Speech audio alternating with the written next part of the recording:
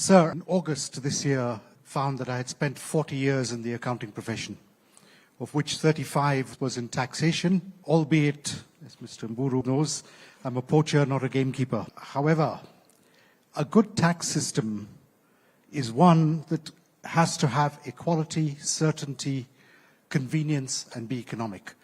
This is not me saying this. This is Adam Smith going back to 1776. And it still follows in some way or the other, maybe changed a little bit.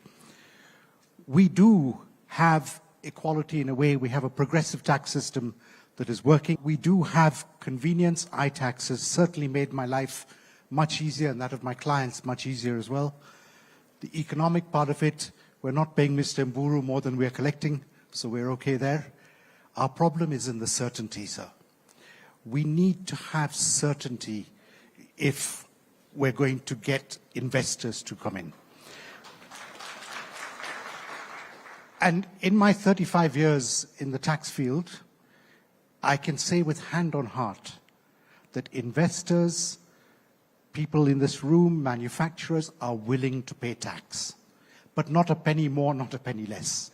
And that's why they invite me to help them do that.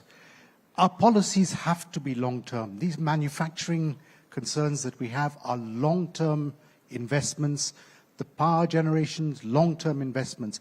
If we are doing policies which we put in something in a finance act today and a year later we said, sorry, this didn't work, let's change it.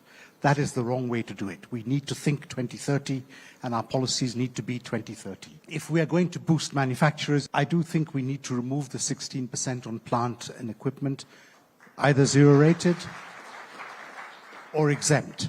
It was exempt before, it's become taxable now, and that is a problem. The need for a new income tax act.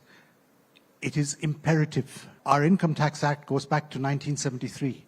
Mr. President, it has more patches in it than Microsoft does. So we need to just get it right and get it cleared and pass it through as quickly as possible. And we need a robust tax policy for 2030, which takes us forward. And finally, sir, just with a few specific proposals that perhaps can be thought about, VAT refunds, which I must say have improved. And I will say, Mr. President, that in 1998, with the then Commissioner of VAT, Edward Odundo, I was the one who set up the process of auditing VAT refund audits by the private sector, which goes on, and it has worked. But we must move forward. This is affecting the working capital requirements of our manufacturers, not just VAT, but others, and we must move that on a timely basis.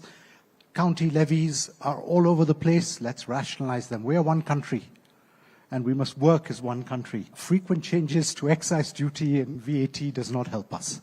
It just makes confusion. And I know that it happens for various reasons, but we just need to be a bit more focused on what we change. Export taxes must also be rationalized.